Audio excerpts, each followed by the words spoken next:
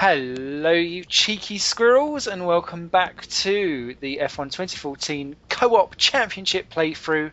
And we're at round 3 Bahrain for what will now be the night race that we all forgot was a night race until we go to it. And as ever, I'm not alone. I've got Esteben in the house. Buenos dias. I like the squirrels. That was a nice touch. Well, thank you very much. It's only because I saw released this week on DVD Zombievers. That is the best name for whatever the hell that is.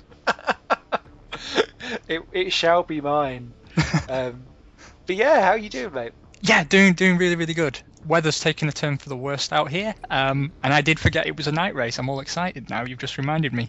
Oh, see, we did truly forget that it was a night race. It's only because I was checking out the end of the last video, and we end up starting off the qualifying before going, no, stop. And I was like, it's a night race? So clearly we've just forgot again.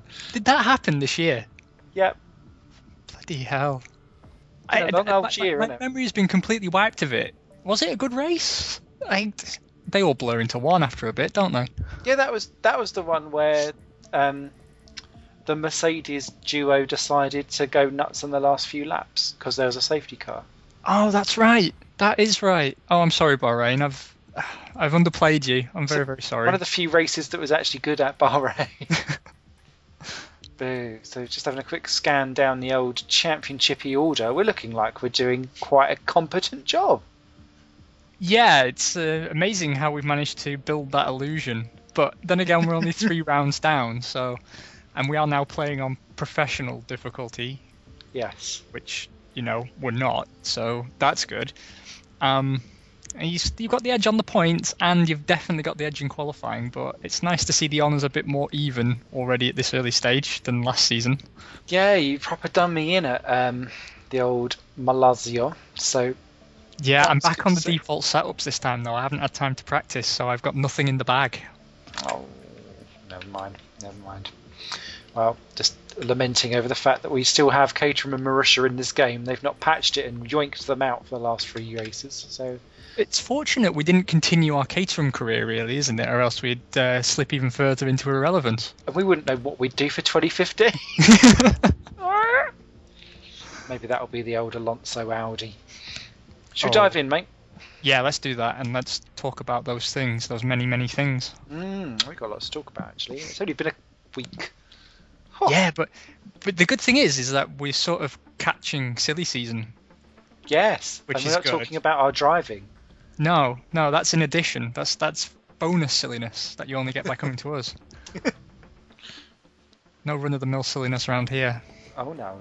So what's been your favourite silly season moment so far? It's this whole thing with Alonso. This sort of, it's almost like he's hinting. He says, whatever. When I announce my decision, you're all going to think that's really obvious. But I've thought about all the possibilities, and none of them are obvious. I am a fan of the theory that actually it's Kimi that's going from Ferrari, but the BBC have it on good authority that he's agreed to a partnership with Honda. The only thing that they didn't know was the length of the contract. So, yeah, it's all a bit up in the air, really, isn't it? It is, and I'm with you. It would be a no-brainer to say that actually it's Kimi that's going, not Fernando. But apparently they still love that Iceman, even though he does decide to go to sleep whenever he's inside a red car. And the last few years that he's done a red car anyway. And yeah, it's an interesting one because I was reading some online forum comments on somewhere earlier on. We've already gone out, and they were saying Alonso to buy up Marussia Moraines and run an Alonso car next year, and things like that. And I was like, that's a crazy idea, but I love it.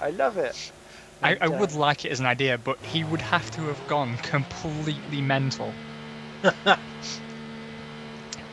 Well, actually, I mean, thinking about it though, if you were going to go mental and buy an F1 team, out of the 2 that are on the market, that's the one you'd want, isn't it? Yeah. I mean, they've essentially all but got 20 mil guaranteed. Yeah. And what happens if they go under? I'm assuming the Sauber then don't inherit it just by being 10th by default, do they? I don't know, you know. I mean, it would make some sense. Because it's certainly a preferable solution to just giving Red Bull and Ferrari and Mercedes an even bigger cut than they already receive. Or do they enforce the, sorry mate, you're in 10th, so therefore you get less money. Sauber go under, suddenly we're on a 16-car grid, and then 3-car teams come in. Bernie really does want those 3-car teams as well, doesn't he? And what would you say your stance is on that, Mr. Stone? My instinct as a purist is against it. Yeah. I'm against it because I like the variation on teams. I need crap teams because who do I support if no one's rubbish? If everyone's good, then that alienates people like me from the sport. Yeah. And admittedly, people like me are not in the majority, but that's besides the point. I need my rubbish teams. I've never truly recovered over Arrows going under. Oh, mate. I mean, Arrows was a team that had no business going under. They let me down, and they let F1 down. It's like Jordan as well. I mean, Jordan had no business going under. No. Now, I mean, the Caterham thing surprised me. I think that's fair to say, because they'd only recently been taken over, and it seems to me that they're not... I stand by my statement that I made in the last episode that I don't think there is in dire financial straits as the press would have you believe. I think this really comes down to a rather childish misunderstanding. Yeah, this is more a who's buggered up the team buyout and causes, and I'll drag you down through paperwork more than finance. Yeah, because, Fernandez is saying he sold the debt with the team, and that they were obliged to pay these old suppliers that they no longer work with and service that debt. The new buyers say, well, who in their right mind is going to buy a Formula 1 team and its debt? Which is a fair point, but let's not forget that Paul Stoddart did exactly that with Minardi.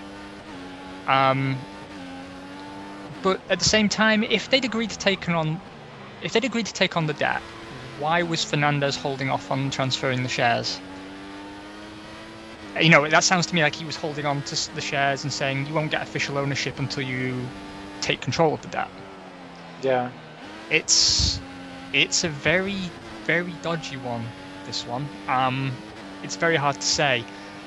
Marussia is an even greater surprise, to be honest with you, because... It was very quiet on that before it happened, wasn't it? Yeah, I mean, we know the parent company went under, but that was before the F1 season even began, and here we are three races from the end, I believe. Yeah. And that's when the funds go kaput.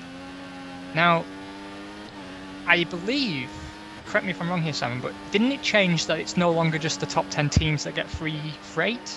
It's all teams get a limited amount of free freight to each race. I thought it was still top 10, but I've not kept up with it, to be honest. Because I think that was... I mean, you've got to remember that both of these teams came in under the premise that budgets would be capped at 45 million a year. Mm-hmm. And again, someone feel free to correct me if I'm wrong here, but I believe the price of power units alone is in excess of that. That wouldn't surprise me actually anymore. I believe... I mean, for some teams, not all. It depends on your relationship and whether you're the actual developer of the engine, something along those lines. But I'm sure I heard a figure like that bandied around. At least I recall power units previously being quoted at something like 20 million, which, let's say a customer team's picking them up for 20 million. That's still essentially half of your entire budget for running the team. It's 20 million in salaries for the average team, apparently. So, they were already operating way above and beyond where they were previously expected to be operating. So from that standpoint, I suppose it makes some sense that they've gone under. But like you say, it was so quiet.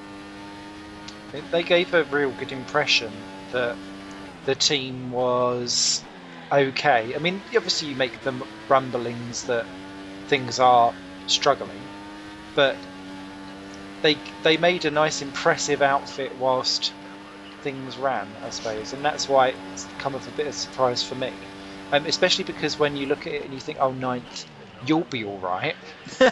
Yeah. Well, it's sort of it's like you say, they were consummately professional. I mean, I still thought of them as a Formula 1.5 team, as I said last time out. Yep. But they more so than Caterham were a professional outfit. Like, you know, it didn't feel. I'm not saying that Caterham weren't putting the hours in per se, but they had a lot of negative publicity around them that they seemed unable to get a handle on. Yeah. And a lot of it was coming from within the team. Mm-hmm. Marussia never had that problem. No, they ended up becoming the feel-good team, didn't they? For the back. Yeah, they did, and they continually surprised me with that to some degree. Because I was so used to hearing about how that's it, they're going under, that's the end of it. I've just gone off, so that's good. And I'm out of fuel, but that's okay because here's the pits. To answer your question, Simon, yes, you do chug around, even though you've got no laps left of fuel. Ah, okay, that's worthwhile knowing. What position are you in, Old Sport? 14th. Oh, so you're not that far ahead of me. No, and I keep getting cold brakes, cold tyres. Yeah, that keeps happening to me. Nice touch, though. Nice touch. Definitely. Anyway, sorry, where were we? I got distracted. Yeah, Marussia, especially with them having that money. I mean, I know it's not guaranteed. It would be wrong for me to say that money is in the bank. No. But there's a pretty strong case that you could make to potential creditors that, look, you help us through now, we've got a windfall essentially coming, you can help us defend it, and we can pay you back out of that. Yeah. And I know that's sort of a hand-to-mouth existence, but that's generally been life at the back of the grid for as long as I've been a fan of F1. Mm-hmm. And the demise of them both around the same time. I mean, I know demise is probably a strong term at this point because there's always a chance of a buyout, but I think it's safe to say Caterham's gone. Would you agree? Yeah. Because selling a Formula 1 team is difficult at the best of times. If you're going to buy one of them, it's going to be the one in the best shape. The one with the least debt as well, I believe, out of the two. Yeah. I mean, Marussia was run on a shoestring budget, but it was run, as far as I'm aware, responsibly. Mm-hmm. Much in the same way Sauber's been. I mean, Sauber doesn't have a lot of money, and there are concerns about it, but it doesn't have a lot of debt either. No. It's always run within its budget, and that's why its form's taken a dip. I mean, I've always defended them saying they've got excellent staff, which less so these days, I presume, but they've also got excellent facilities. However, they learned a long time ago, I suppose, to operate within their means, and that's why they've been around as long as they have. But it ties into our conversation from the last episode again, in as much as is F1 in crisis. I mean, Williams are in fantastic shape at the moment, but they still posted a £20 million loss. Yeah, and that was exactly what the point I was just about to raise, is that when Williams are posting that kind of loss, and we know that they're shuffling around plenty of bank accounts as well, and they only posted a gain last year because of Pastor Maldonado's money. Yeah. And then you think, right, and they're sitting third, and they're the last kind of privateer, quote-unquote, team left, if you take away Sauber. And then it wasn't just them that posted a loss. I think it must have been Sauber that was on there. You've got Lotus, who are busy shuffling between companies as well. At what point do you then say, actually, enough is enough, we do need a budget cap, we do need this, we do need that? Because yes, teams are ephemeral, and you've had like over 100 teams over the course of F1, and I remember in the 90s an F1 team dropping in and out of F1. You had like 2 or 3 swapping in and out each year because of that was just the way how things were. But it's been in quite a lot of stasis the last, you could say, 15, 16 years, where actually the amount of entrants coming in, I mean, there's been no new entrants really, aside from when they let HRT, Yeah, Virgin, and Team Lotus in, yeah, as were. And I know what you're saying. Like, the team names may have changed, like the name above the door, but the teams themselves were actually the same staff, entity, facility. Yeah, I get what you're saying there. and now none of them are left. And now it's actually going to affect the long stalwarts who were there before all of this new Formula One of the decade and all of this stuff. And if that's not then viable for them, how long does it then become not viable for a manufacturer? You just need Mercedes to go, well, actually, we've just proved our worth with that. Didn't really equate to a massive amount of buying of Mercedes cars. I think we'll pull out 2016, and then you think, what the bloody hell is there left, in a way, because then what would that do? And it's a knock-on effect, because we saw it before the new three teams came in 2009. We lost Toyota, we lost Honda, and that was kind of a turning of the tide of everyone that came in 2000-ish in that era. And so, yes, you will have an ebb and flow, but it seems to be more ebbing than flowing in, and it's been that way for quite some time. And I would argue making things pay TV probably hasn't helped either. They keep saying things about, oh, well, there needs to be more of a show, and there's more emphasis on the drivers, and there's more social media influence and all of that kind of stuff. Does that put a cost reduction on the actual running of anything? No. So therefore, why would you? No. It's F1 needs to have a real good long hard look at itself, and I know a lot of people say that all the time, but I think it's just been a quietly rolling snowball that's turned into an avalanche, which is coming. It's a bit like global warming. It's going to hit that point where you're going to have that tipping point, and then all shit will happen, and you'll end up having what happened with IndyCar turning into what it is today, and it will have those years where it all fades away for a little bit, where it needs to recover. No, I could not agree more with you. For me, I think something that we should look at is that at the start of the 90s, there were more teams than available grid slots.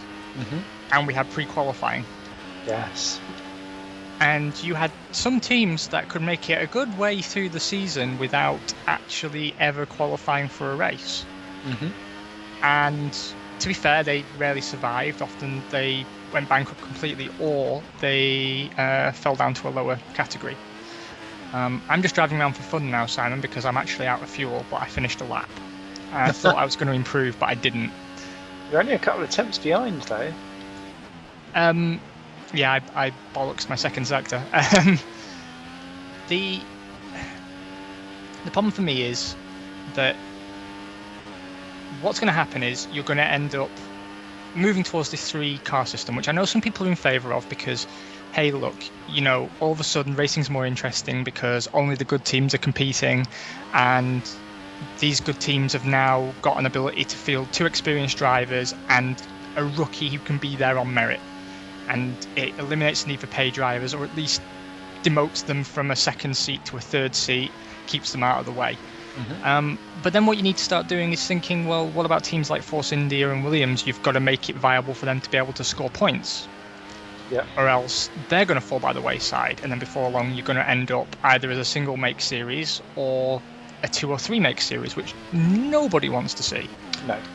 And at what point does then seeing, we've got this ridiculous situation this weekend where we're having 4 people removed from Q1, 4 people from Q2.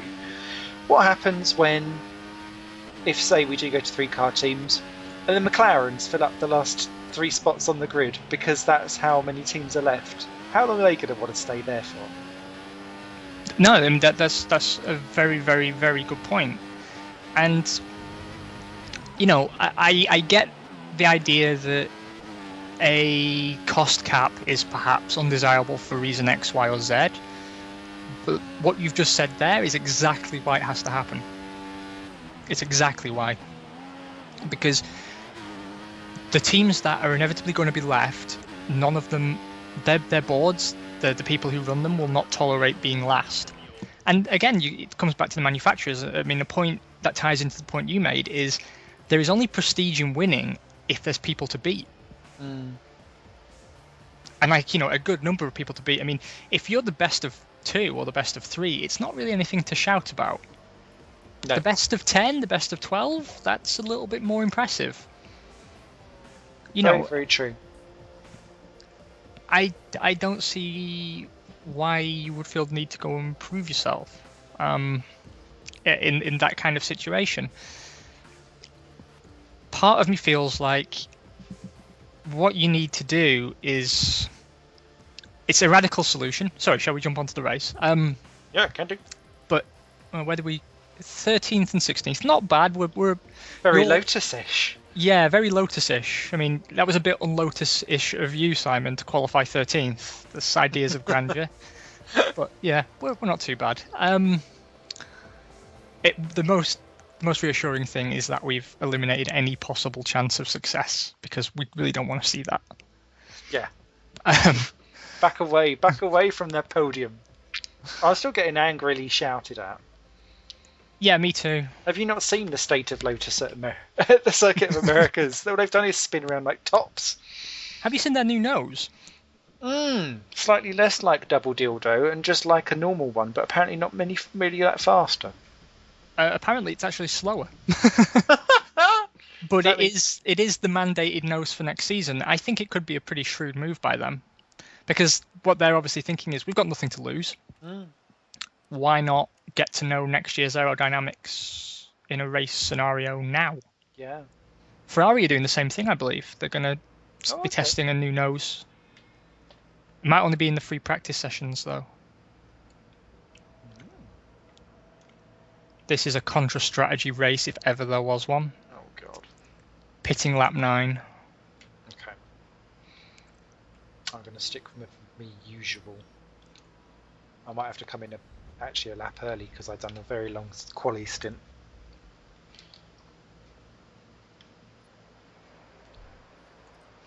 I'm a bit angry with those tyres. Good luck, mate. And the very best of luck to you. Chin chin. Chin chin. Yeah, what else has been going on in F1 news? Audi. Button came out and said he doesn't approve of 3-car F1 teams, even if it meant it kept him at McLaren, which was, noble. Credit to him. Noble, if slightly suicidal career-wise, although it looks like he's off to endurance, doesn't it? It does, and I am sad about that. I think he had a good season left in him. Definitely, and he's showing it now, especially now that the cars are starting to get a little bit better as well. So, I'm interested to note as well. We might see Verne staying because I believe Max Verstappen has come out and publicly said, "Yeah, I want him there." Incidentally, old Vernie is on contra strategy with me. Wow, you pushed your way through everyone there, mate. Or someone did. That was crazy. Oh, Bianchi up to 15. What? What a ledge. Still recovering in the old hospital. Oh, Massa. He cut me off last race. Has he started on you now? Because, although I don't know what happened. He pushes around like that. I don't know what happened to Ricciardo, but he's down to 14th. How do I get a black and white flag? I don't know. Something I'd like to throw in. I'm learning to love Red Bull again. What? I think my problem has always been Vettel. I think that's been my problem. Well, did you see they actually put out a documentary, 24 hours inside Red Bull, free on Facebook? Oh no, I've not seen it. And they were following the team as they do prep work for the race. So you meet the staff and you see inside the factory and everything. And then I started to realise that the sport owes Red Bull a lot. I mean, I still think the team is sort of a soulless marketing gimmick. But my God, they've gone all out, haven't they? I mean, they've done it properly. Yeah. built a track to F1 standards. I mean, I listened to a very, very interesting podcast actually a few weeks ago, and I did mean to recommend it to you and everybody who listens. Formula1blog.com. They did a downshift episode with a gentleman whose name I've completely forgotten, but he's very respected in the worlds of finance and F1. And when I find out what it is, I will tell you, Simon. You can put it in the info box below. Okay. But he basically explained that, you know, Red Bull's not going to be around in F1 forever, which, you know, you and I have already talked about before. Yeah. But he made a very solid case that actually, if it wasn't for Dietrich, we probably wouldn't have an F1 at the moment, or at least not a viable F1. No. So, you know, credit where it's due, I suppose. And, you know, the driver development program, now we've seen Ricciardo come out of it, proves they don't just develop arseholes. Because that's what I was worried about. It was like a world-class arsehole development program. Because, you know, I mean, I still hold them responsible for bringing Raikkonen back to F1. And I'll be honest with you, when Raikkonen left F1, I was always a fan of his in the early 2000s, but when he left F1, I was one of the handful of people who was saying good riddance. Yeah. Because I didn't feel he was a good representative of the sport. If you remember his last season... Yeah, it was sloppy. Yeah, and he was quite arrogant, I felt. I think he's always been a bit like that. I don't know if it's ever a language barrier or a personality barrier or what. But there's a lovable arrogance. Yeah. And there's just being a cock, world-class tool bag, and that's what he was a bit doing. like what Button was just doing to you. Yeah, did you see him do that? Trying to go up the grass. I think not. I'll be off 3, mate. Degrassi. Oh, it's you and me. We're only bloody racing again. That's bad news. Doing a bit too well here on the Lotus again. Although we are creating a bit of a train. And I've just gone wide there, so that's fine. Yeah, so old Max Verstappen wants to learn from Verne. Yep. I mean, as a role model, I can see the benefit. Why do you think, though, he would have come out and said that? Is it that he genuinely feels he can learn from him? I think that Verne has become like this yardstickable landmark, and if you can survive that corner as a teammate, yay. If he was comparative to Ricciardo, I think that he has beaten Kvyat. I may be in a minority saying that, but I think he is better than him at this current time. Maybe Kvyat, they feel that has got a higher upwarding trend, maybe, and that could be why they have gone with him. Because if someone is as good as what they are at that age, in theory they have more to grow and develop and be better. Which I think explains why they've gone for that, maybe. I don't know. And so, as someone who is now the hot property of Ricciardo, and Verne matched him, and the other guy has matched, or he's matched the other guy that's going to Red Bull, what better way to show that you should be in that Red Bull seat by then trouncing him? No, I mean, you raise a good point. And actually, you're going to send me off on a tiny tangent, but I'm going to stay in roughly the same ballpark area. My problem with the Red Bull development program has always been that they invariably end up with 2 fantastic drivers, and then previously they have just thrown them away because they couldn't tell them apart. Yeah. I think Alguersuari and Buemi had a lot of potential. They were good enough for F1, and both of them were ditched simply because one was not demonstrably better than the other. Yes. And I was worried the same thing was going to happen with Ricciardo and Verne, but it didn't, and I'm glad. What I would say is, it seems a bad call to me. I mean, I'm a fan of Kvyat. I think his debut season was fantastic, but Verne should have gone to Red Bull. Even if you dropped him a year later and promoted one of the other ones. It was, to my mind, what the smart money would do. And while we're on the topic of what smart money would do, I think that's part of the reason that Max Verstappen has come out and said he wants to keep Verne. Yeah. Because I absolutely agree with what you've just said, that, you know, beating him provides an excellent yardstick. Button, you cheeky rascal. But if they get rid of Verne, they're going to bring in another young whippersnapper, and he's going to find himself in that very dangerous... He becomes the older. gunslinger duel, I think is appropriate terminology, that you find within the Red Bull driver development program. Yeah. He's going to find himself in this one-on-one contest with another young upcoming driver who, if he cannot completely dominate, there's a good chance both of them end up on the scrap heap. Yeah, and it's also... that is such a good point, because what would be their other options? You've got Felix Costa, who is older, but that's a spin sign. What's happened to you? I caught the inside curb and it just went round. I'm back though.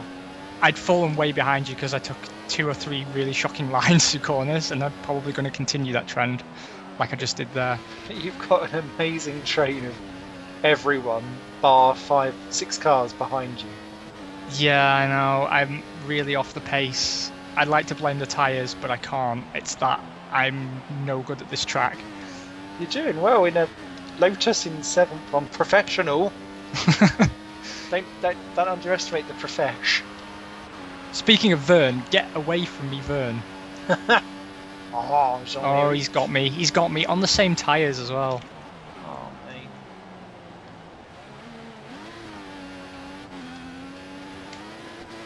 But yeah, sorry, you were saying. It's not updated for me. It still says you're 7th. I got past him. Oh, you. I know, where you don't get... You have to get up very early in the morning to get one past old Esteben. One fajita short of a set. Or you have to be my teammate. That was a tactical manoeuvre. We'll go with that. Well, I was holding you up, and I just imagined the race engineer saying what he should have been programmed to say by Codemasters, which is Giuseppe is faster than you. Pizza versus fajita.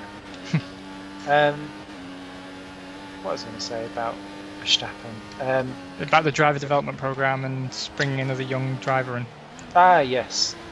So,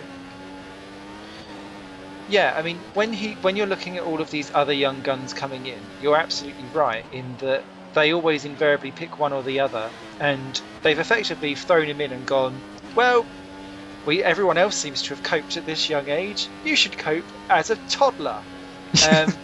So he can't afford to then be put up against someone who has gone through the ranks and just do as well. He has to do better, and he has to beat. And the issue that you've got with that is that he has to show that it was worthwhile bucking the trend for.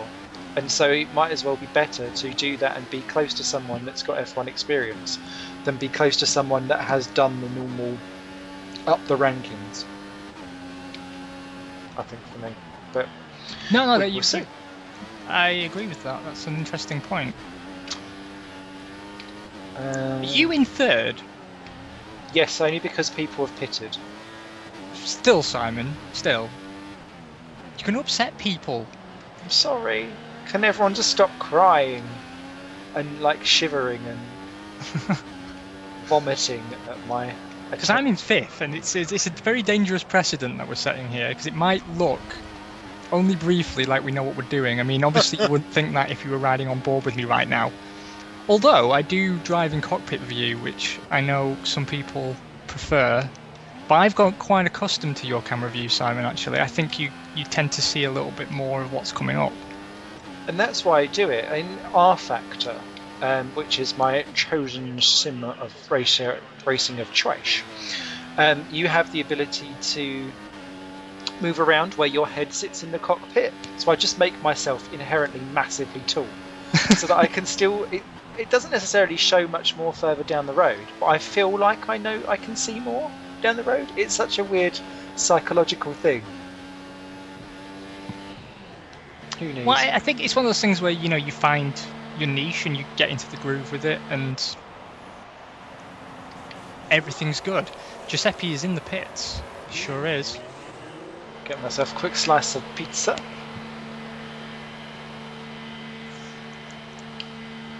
And what else has gone on? Let's have a think.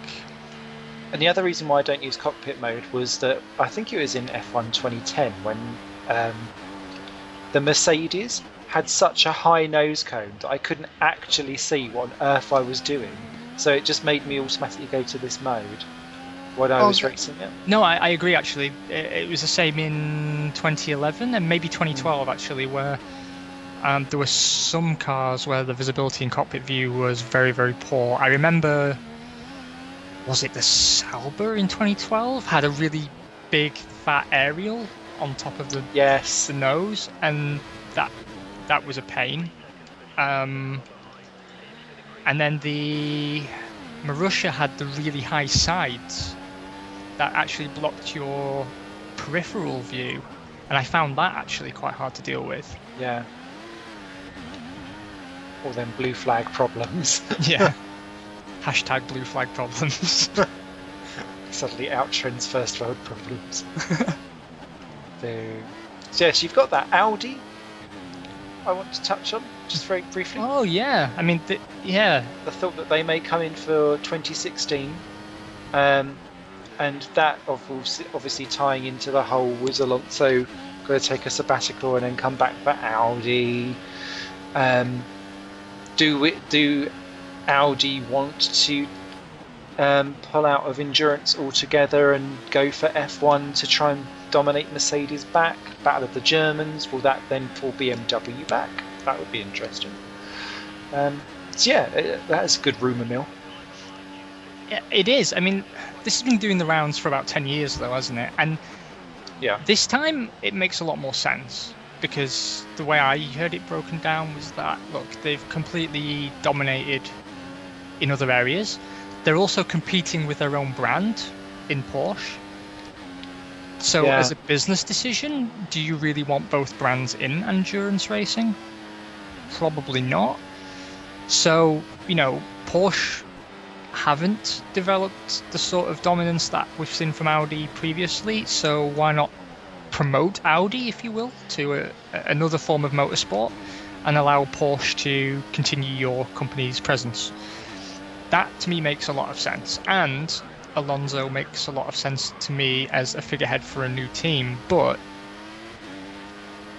let's say it was going to happen, and I don't believe it is, but let's say they were actually going to enter a team.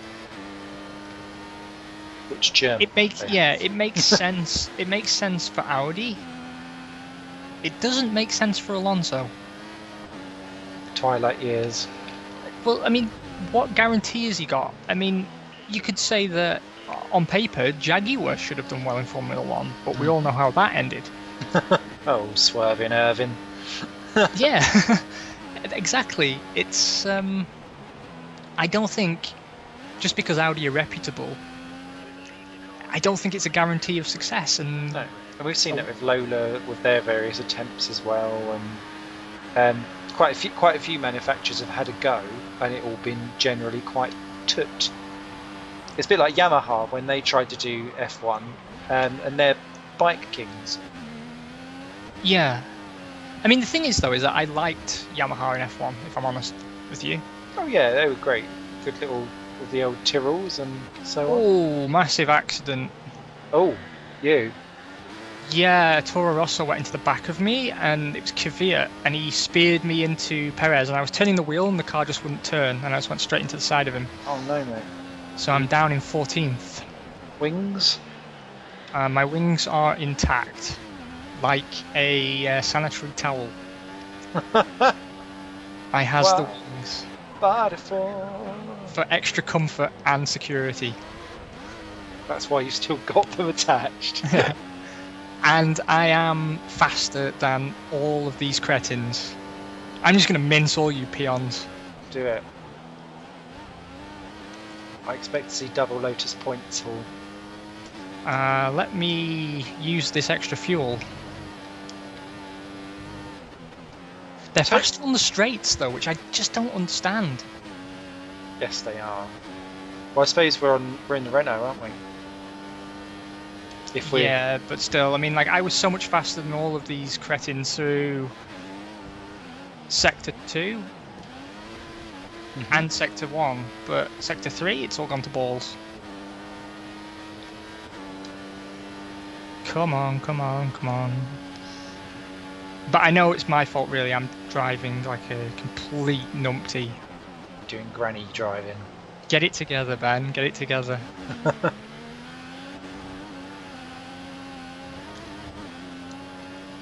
So do you think we'll see Marussia back for the final race in Brazil? Or Caterham for that matter? I would sincerely, deeply hope so. But I'm a bit more realistic than that. I'm really starting to fear we're moving towards the 3-car team idea, and I realise now I never finished answering your question about how I feel about it. I'm against it on instinct, but when I think of all the things Bernie's suggested that I've been against, that have been forced through, they have, by and large, been for the good of the sport. Wouldn't you agree? I'm trying to think of what... I mean, like, getting rid of tyre wars, for example, moving to a single make tyre supplier. The idea of forcing out pre-qualifying and controlling the number of teams to ensure that... I mean, the idea was to ensure that you didn't have a bunch of teams with absolutely no chance of qualification or obtaining funding.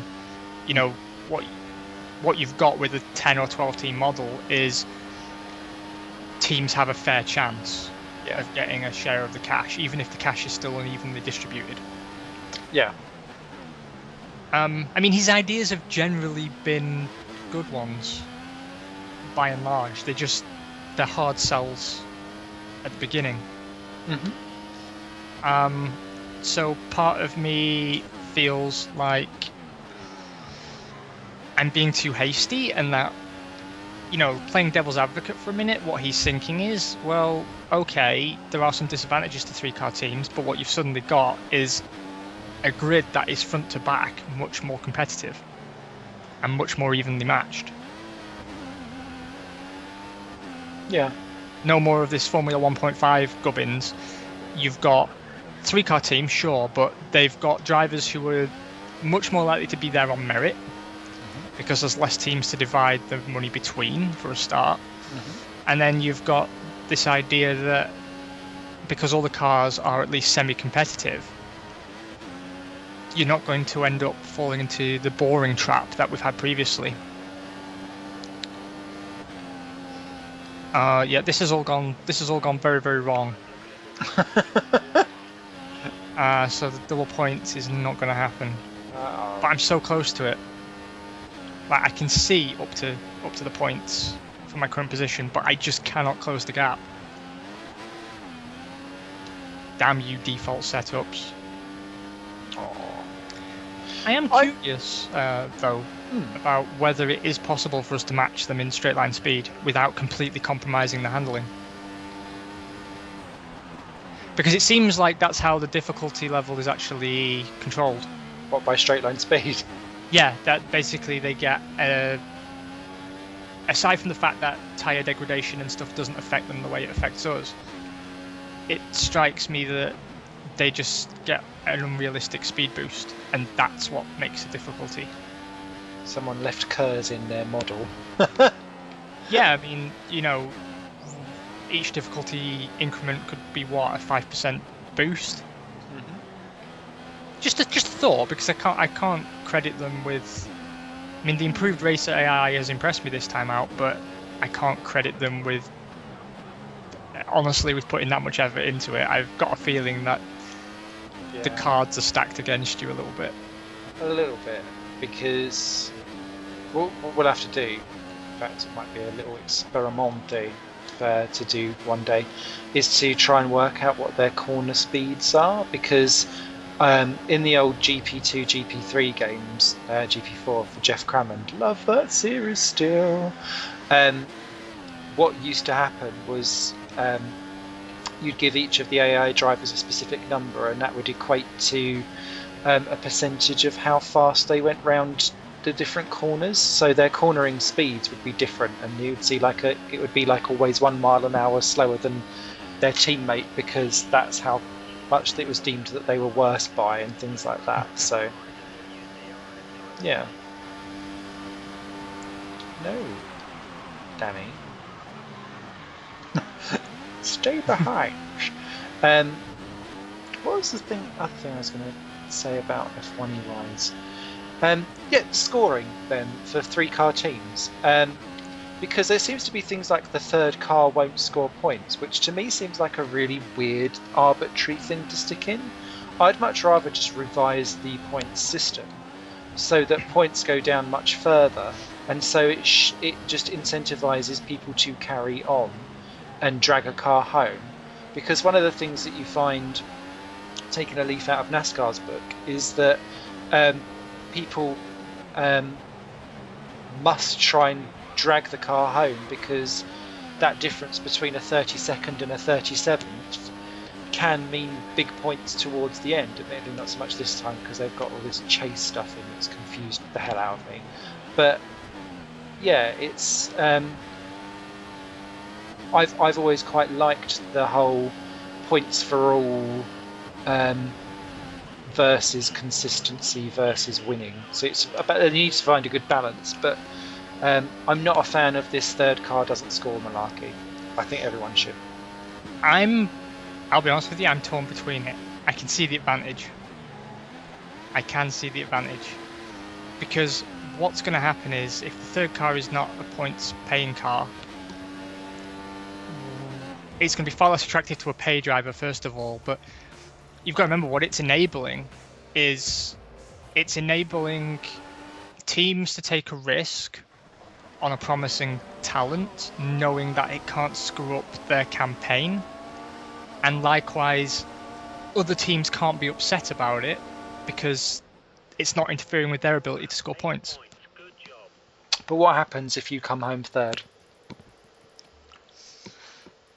Yeah, don't get me wrong, you raise a very good point. I mean, you would be understandably disappointed that that wasn't a points-paying position simply because of your position within your team. But for me, I'm happy to take that as a trade-off for bringing genuine talent into the sport, if that makes sense. I just think, instead of having 4 seats in F1 where a promising driver with a bit of backing can come in pretty safely, you're going to create 10, and that 10 becomes 12 when you include Red Bull, and then there are other teams that will take a punt on a second seat. All of a sudden, you've got a grid that's bigger than the one we've got at the moment, and is wide open for all these young drivers who have been knocking on the door of F1 and maybe have been overlooked. You know, David Valsecchi, Alexander Rossi, James Collado. Who else has sort of been cruelly overlooked? Antonio Felix da Costa, Felipe Nasr. You know, you've got all these drivers that I'd really like to see in F1. Robin Frins. He should have been in F1 2 years ago. Stoffel Van Dorn. You know, he got taken on by McLaren. I thought he'd be in the seat that Kevin Magnussen's got. You know, his chance at F1 is gone, as far as I'm concerned. He's going to be the new Gary Paffett. He's going to be forever a test driver. I'm I'm starting to become more attracted to the idea. The purist in me hates it, but if you think of all the exciting talent, you might even see Kamui kept on. You probably see Van der Gaard back, who incidentally is supposed to be back for Sauber next season.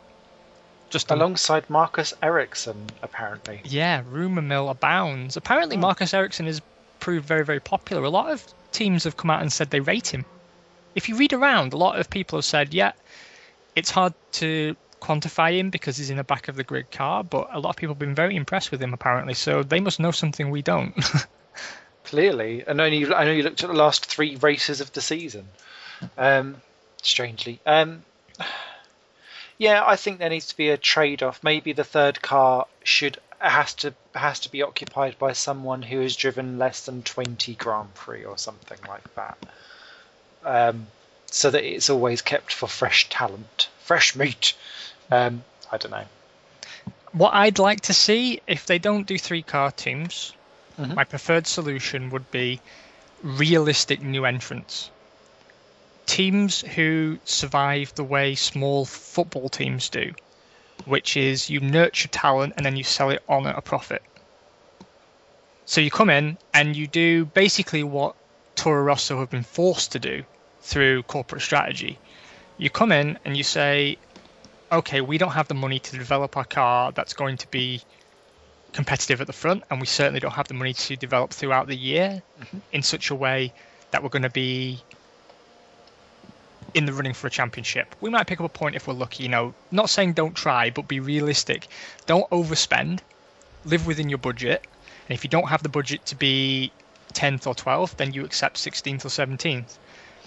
And instead, you take drivers on merit, on long-term contracts, and once teams become interested in them, you let them buy the contract out at a profit, or you take a development fee. I mean, that to me, if you're serious about bringing a new team into F1, that's the way to do it. Otherwise, you've got to have a limitless checkbook.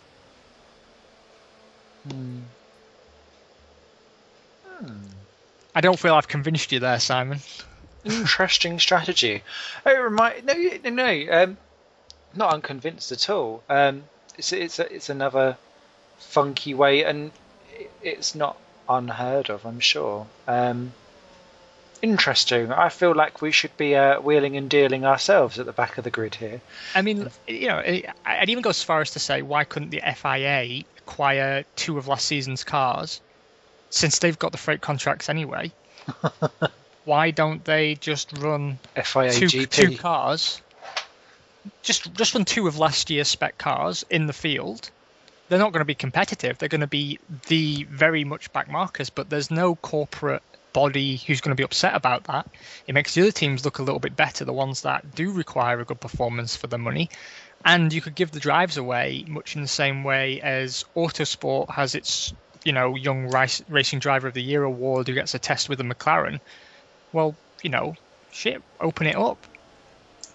Say, okay, up for grabs for the best performing drivers in the lower formula, the feeder categories, is if you don't have the money backing to buy a seat in Formula 1, well, hey, you can win a season in the FIA car. And maybe from there, someone will grab you. Just a thought. I'm just blue sky thinking here. But, I love the sport too much to see it fall to pieces. I do quite like that, actually, because, and maybe you'd need to do like 4 as opposed to 2, so it becomes its own like little mini category. It reminds me of the late 80s when you used to have the turbo and non-turbo cards, and then you had, was it the Jim Clark Cup for the teams that were normally aspirated, because they were running several laps behind all of the turbo stuff anyway. But they had their own little mini championship, and that worked because essentially F1 had become 2-tier at that point. So it's definitely with everything with F1, it will push itself to an extreme direction. It will have to kind of limp itself back again. I'm sure F1 can limp itself back, but it just needs a bit of a sense check and a slap round the head and go, come on, mate. Get it together. Esteben and Giuseppe say no. Unequivocally no. And on that note, I think we've put F1 to rights. And Bahrain has gone well into the night. So I think what we should do is say thank you very much, everyone, for watching. Please do pop a comment below. It's great to hear from some of you guys out there. We know that you are watching. We look forward to seeing you for round 4, which is China. Yeah. Is it? I think so. Possibly. We'll soon find out. It's not a night race. It's not a Don't night make a race. racist joke. Don't make a racist joke. Don't make a racist joke. Okay, I think I've held it in.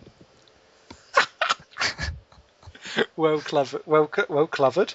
All right then. Well, thank you very much, Esteben.